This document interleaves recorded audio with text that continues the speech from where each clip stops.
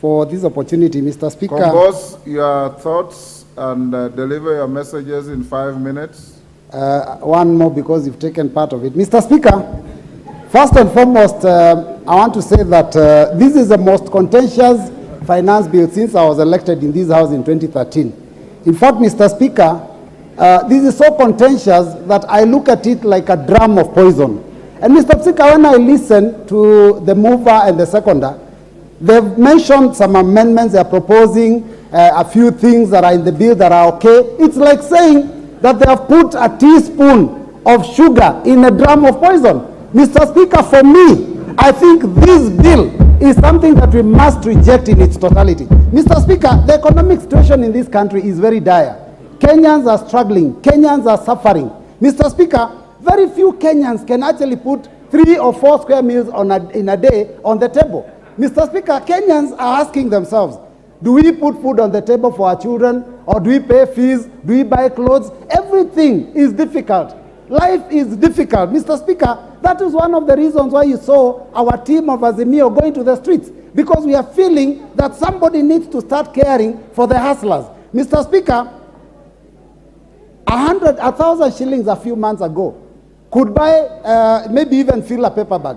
Mr. Speaker, today, with 1,000 shillings, you cannot even buy 2 kilos of sugar, 2 kilos of unga, 2 kilos of cooking flour. I mean, it's already finished, Mr. Speaker. So I'm telling you, it is a very bad situation. Now, this bill, when we heard that there was going to be some proposed amendments, we thought they would deal with those things that are affecting the cost of living.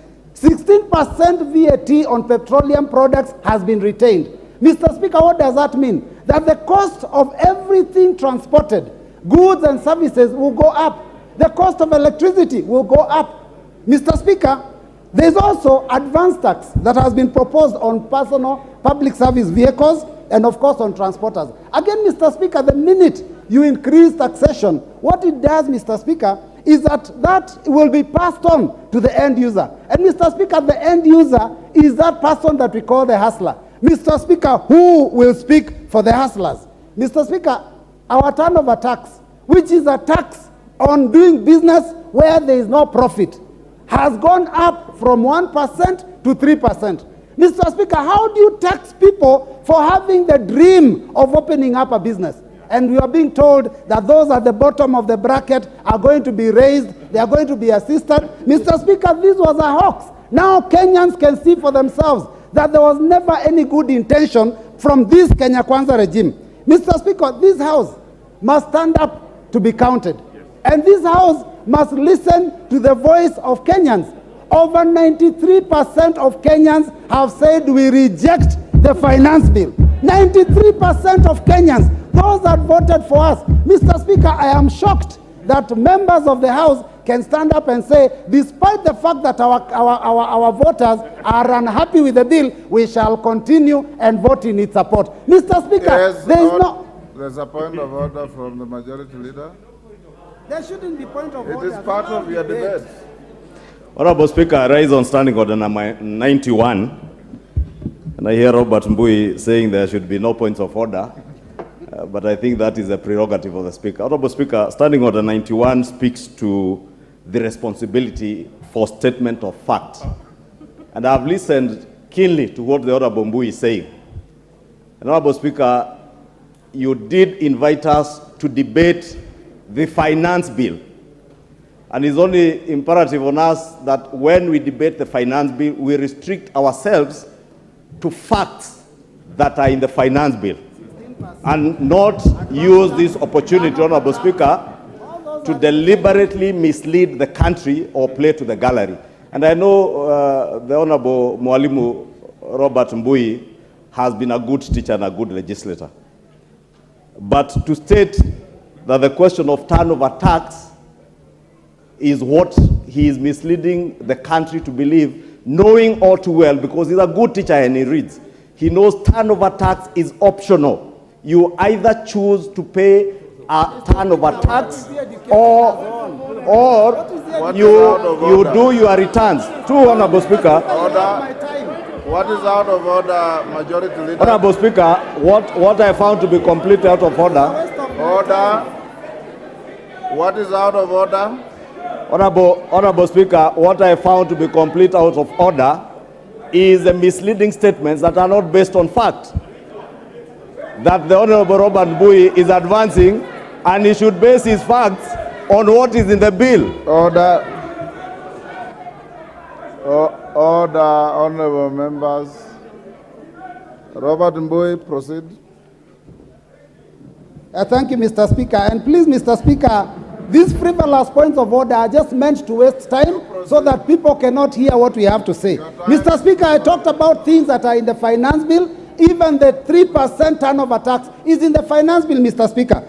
And I said this, when will this house stand up to be counted? We are being controlled like puppets by the executive, Mr. Speaker. The executive stands and says they are going to watch how we vote. I don't know what will happen to us. Mr. Speaker, members of this house must ensure that the independence and the power of this house is respected so that we don't be taken for a ride. Mr. Speaker, the division of Kenyans by this executive has gone on for a very long time. They started with the issue of hustlers versus dynasties. They talked about companies which I've had alluded to here, and shareholders and non-shareholders. Now we've also been told, oh, this bill, there's a fight between those who have salaries and those who do not have salaries. Mr. Speaker, we must make sure that we speak the truth. When you tell us that you want Kenyans to feel pain now, I don't know, they will go to heaven soon or start enjoying themselves. It reminds me of Shakahola, Mr. Speaker. That is what the people of Shakahola told people. They told them, sell all your assets, come to us, starve and suffer in pain, then die and see heaven. Mr. Speaker, we do not want our hustlers to die. We will speak for them. They are suffering enough, Mr. Speaker. This bill, we cannot allow it to continue hurting them more than that, Mr. Speaker. Mr. Speaker, we have had a mention that Kenya is not highly taxed because I think, I don't know, Tunisia, Morocco, they are taxed more. Their tax to GDP is higher. How do you compare Kenya with some of those countries? The average salary in Tunisia is 176,000 a month. Average salary in South Africa is 187,000 a month. Average salary in Morocco is 263,000 shillings a month. The average salary of a Kenyan is 22,000 shillings. How do you compare light and day? Mr. Speaker, let us talk the truth. Mr. Speaker, you know, when I listened to this team when they were speaking during the Kwanza team during the campaigns, they talked about raising the hustlers. In this finance bill, there is a proposal to tax welfare groups.